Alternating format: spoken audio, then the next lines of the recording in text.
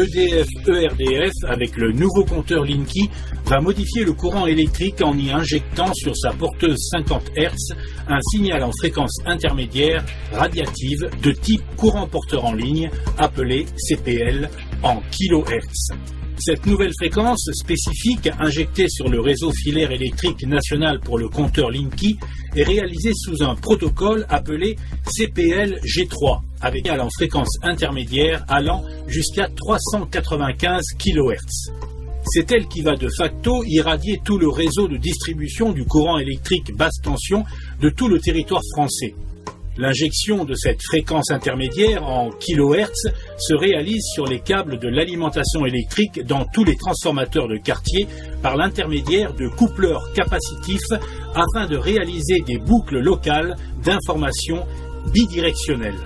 Ensuite, la transmission de données aux gestionnaires se réalise par des dizaines de milliers d'antennes relais de téléphonie mobile installées sur tous les transformateurs de quartier faisant office de concentrateurs. Le problème est que le réseau de distribution de l'électricité n'est pas adapté au transport de ces fréquences radiatives, car il n'est pas blindé. En conséquence, la plus grande partie de l'énergie injectée est rayonnée. C'est une nouvelle pollution environnementale qui impacte tout le vivant. EDF-ERDF, à ce jour, n'envisage pas d'option de protection sécuritaire pour la santé humaine. Ce qui aggrave la nocivité des rayonnements du CPL du LINKY, c'est la notion de dose, puisque la durée d'exposition des personnes dans leurs appartements sera pérenne et de surcroît, en champ proche, la puissance radiative sera maximum. Cette nouvelle irradiation génère des effets engendrant un affaiblissement général de la population qui impacte surtout les plus faibles, dont les enfants, mais qui provoque aussi une surmortalité en abrégeant la vie des malades et des personnes âgées. Si pour les nouveaux compteurs d'eau ou de gaz équipés de modules de transmission en fréquence 864 MHz, il est facile de bloquer les rayonnements haute fréquence micro-ondes en enveloppant les compteurs dans un film d'aluminium, cette option n'est pas possible avec le LINKY qui utilise le CPL.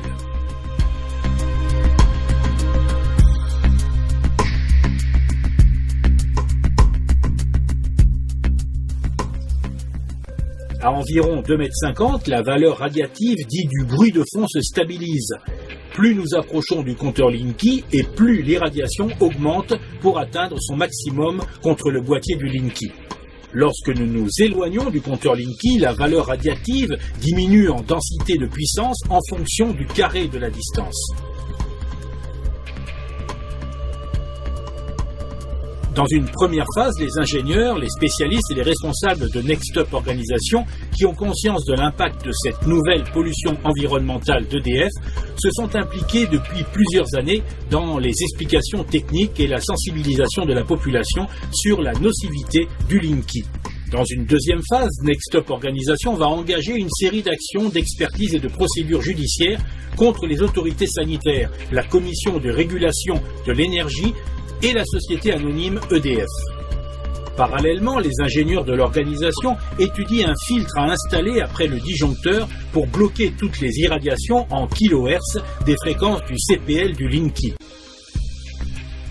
Pour mesurer l'irradiation du CPL du LINKY, il est nécessaire d'utiliser un champ-mètre équipé spécifiquement d'une sonde isotropique couvrant les fréquences intermédiaires en kHz. Le reportage que vous allez voir a été réalisé de façon très simple avec une caméra type GoPro. Il montre et met en évidence l'irradiation du compteur LINKY ainsi que l'irradiation d'une banale multiprise et enfin l'irradiation d'une lampe de chevet dans une chambre de parents avec un berceau pour bébé.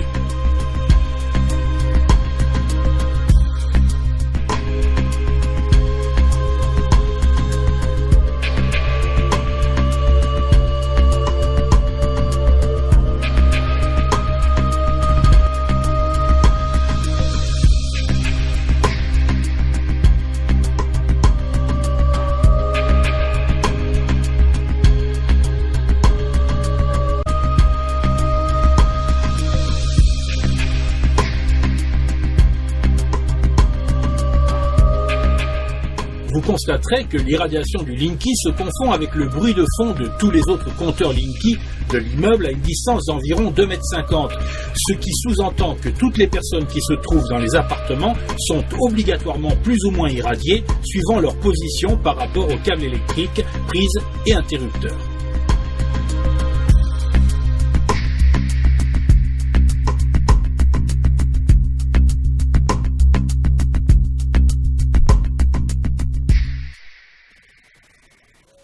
Nous allons maintenant mettre en évidence et mesurer par rapport à l'éloignement les valeurs radiatives du CPL du Linky générées par les fils électriques d'une simple lampe de chevet, comme tout le monde en possède, dans sa chambre à coucher.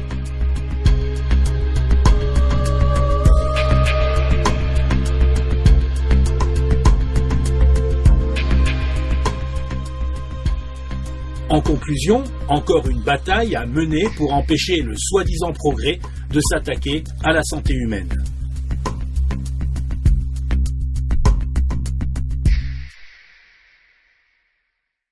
The data we're going to look at are all published science, testing results, or public standards.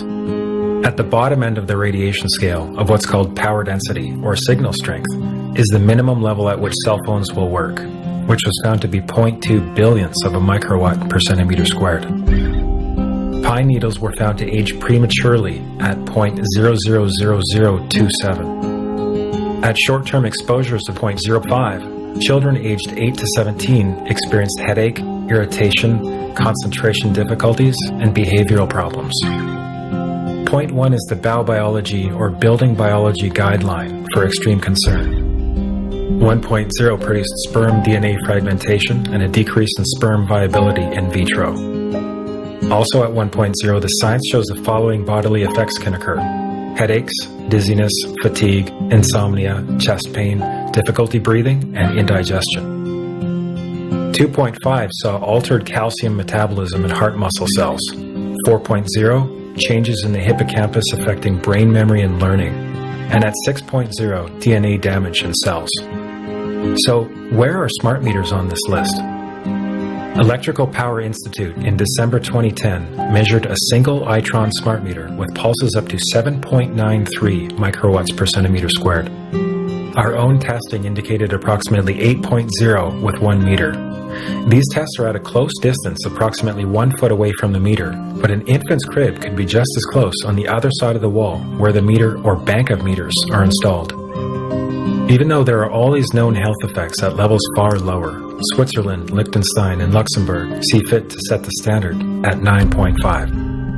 And China, Poland, and Russia, 10.0. This is the same level at which behavior has been altered, producing reflexes of avoidance following 30-minute exposures. A room of 12 smart meters, very common and even a conservative number in an apartment building, tested at 19.8 microwatts per centimeter squared. This is hundreds of times higher than levels which clearly indicate harmful effects. So, how can utilities and governments get away with forcing these devices on everyone? This is how. In Canada and the US and several other civilized countries, the safety limit is set at 600 to 1,000 microwatts per centimeter squared.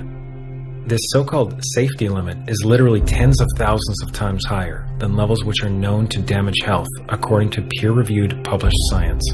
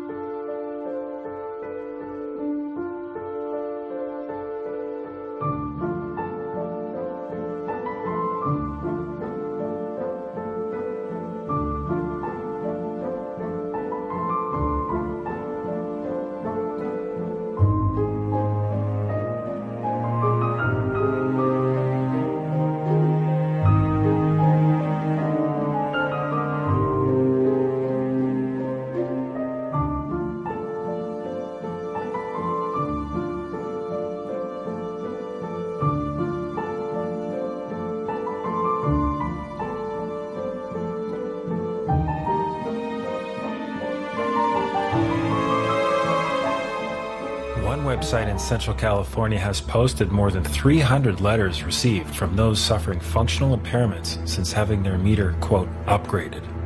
The one thing all these people had in common? Their utility did not tell them the dangers associated with the new meter. Our concern is that smart meters add to this multiple source exposure to radiofrequency radiation. Radiofrequency radiation that we know causes a variety of biological effects, and where we have very strong evidence that it causes disease, specifically brain cancer and other diseases.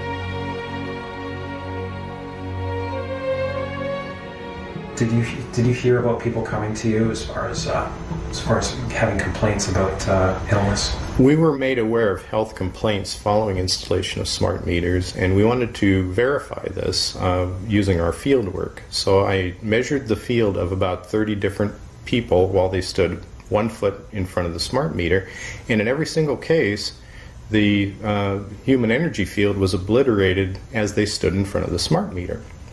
We wanted to then verify this at the physical level using dark field microscopy. And then we also did a control group to find out if the old analog meters had the same effect on the blood as the smart meter. So in our first slides, what we see is normal cells, and the structure of the cells is intact and sound. This is what we would expect from a normal sample. With the subject standing 1 foot in front of the analog meter, there were no significant changes to these blood samples in any of the 3 that we tested. In our second set of tests, we're using the smart meter. Before the exposure, we see the same thing as we saw in the first samples. Normal cell walls, fairly separated and looking healthy. So after 2 minutes of exposure in front of the smart meter at about 1 foot away, we see a totally different story. Sample 1, you can see a lot of degradation in the cells. The cell walls have been broken, and you see changes in the cells which are called mycoplasma. It shows a mutation to the cell. In the second sample, we see a different type of degradation to the cell membranes. You can see a corrugation here. This is called bottle cap formation, and it's known that this occurs due to oxidation or exposure to free radicals. So this third subject, when we did her sample, she had to be pulled away from the meter after 45 seconds because she complained about an increasingly severe headache. And here you see a phenomenon called rouleau, where the red blood cells are stacking up, which makes it very difficult for the blood to deliver oxygen to the tissues as they would be their normal function. Every single one of these is a degradation. Every single one of these shows a trauma to the blood cells, and that came from something, and the only variable was the smart meter. The good news in all this is the patient and the blood can return to normal once they have been removed from the influences of these stressors. So this thing about electrosensitive, 3 or 5% of people are affected and everyone else is okay, I mean, what do you have to say about that? There are changes whether they feel them or not. Maybe they're not out there complaining about it or trying to make other people aware of what it's doing to them, yet they're still being affected by it.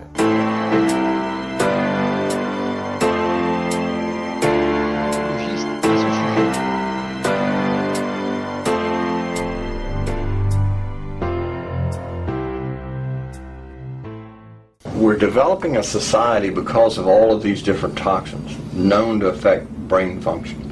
We're seeing a society that not only has a lot more people of lower IQ, but a lot fewer people of higher IQ. In other words, a dumbing down, a chemical dumbing down of society. So everyone's sort of mediocre. That leaves them dependent on government because they can't excel. We have these people of lower IQ who are totally dependent. Then we have this mass of people who are going to believe anything they're told because they can't really think clearly. and very few people of very high IQ who have good cognitive function who can figure this all out. And that's what they want.